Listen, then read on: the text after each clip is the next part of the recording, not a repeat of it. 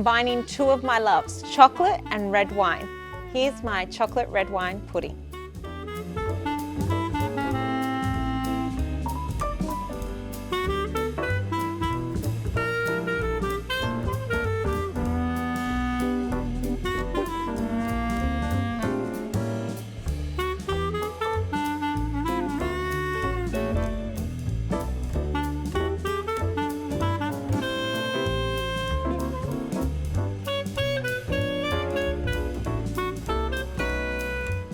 Before we get started, prep your ramekins. So you want to grab your ramekin and just lightly grease it with some butter. A quick easy way is some paper towel and just rub your butter into the sides. Once you've done that, pop your ramekins into the fridge. Let's start with our red wine syrup. You need about 3 cups of your favourite red wine. I've gotten pretty good at this, so I kind of know where 3 cups are.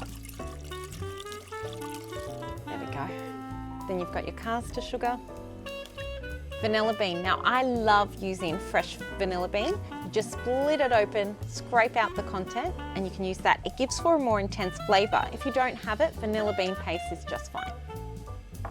Cinnamon sticks. I mean, it depends how intense you like it. I'll just add 1 because I've used real vanilla bean, so that's fine. You want to bring it to the boil and then reduce it to a simmer for about 8 to 10 minutes. The trick is, with any recipe involving batter, is you cream your butter and sugar. And all that means is your butter and sugar goes in first and you beat it until it's 3 to 4 shades lighter. Now that's the secret to making a creamy batter.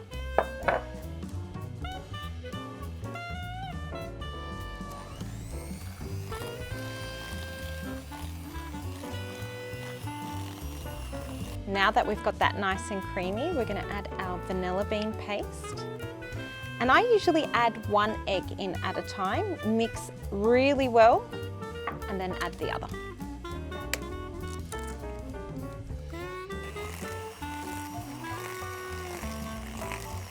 In between adding each ingredient, just scrape down the sides so we get a nice consistent batter.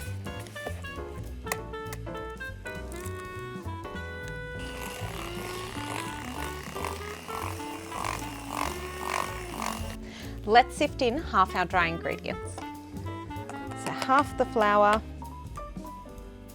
half the cocoa, and some baking powder. So we'll get that half sifted in first, mix it through, and then add our milk.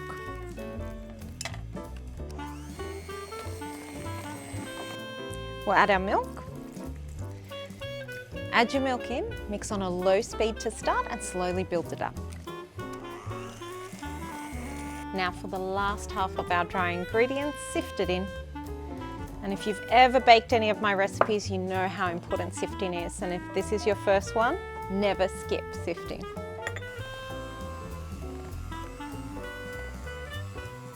So we're all combined and I'm just doing that last little mix by hand to keep the batter light. Scraping down all the bits on the side and the bottom. That is lush. So we've now got our ramekin sitting in a baking dish, big enough so we can fill it up with some water to create a water bath. So you're going halfway up the ramekin.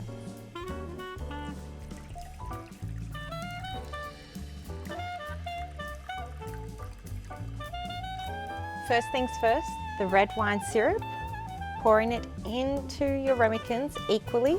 It will make about 6, but I'll just show you 2 today. Then right on top of that, you're going to dollop in your batter. You want to fill up your ramekins about 3/4 of the way up. And it's totally fine if the red wine syrup pops over your batter or in between, just adds to the flavour. Now before popping them into the oven, so we get that nice silky finish on top, you want to grab 2 sheets of foil and lightly grease it. This will help contain the steam so everything evenly cooks, and greasing the foil will help it not stick to your pudding.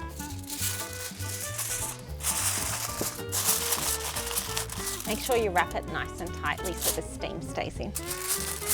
Now that that's nice and tucked in, Pop it into the oven for about 45 minutes. You can test it, it'll spring when it's ready, or pop in a skewer in the middle just to test that it's done. Our puddings have just come out of the oven. Select your dessert plate, pop it over your pudding with a tea towel because the ramekins will still be hot. Flip it over. Now have a look. Your beautiful red wine steamed pudding. Well, I know what I'm doing with the rest of the wine, but you enjoy this dessert. It's one of my favorites, and it's a really nice one to do for dinner parties.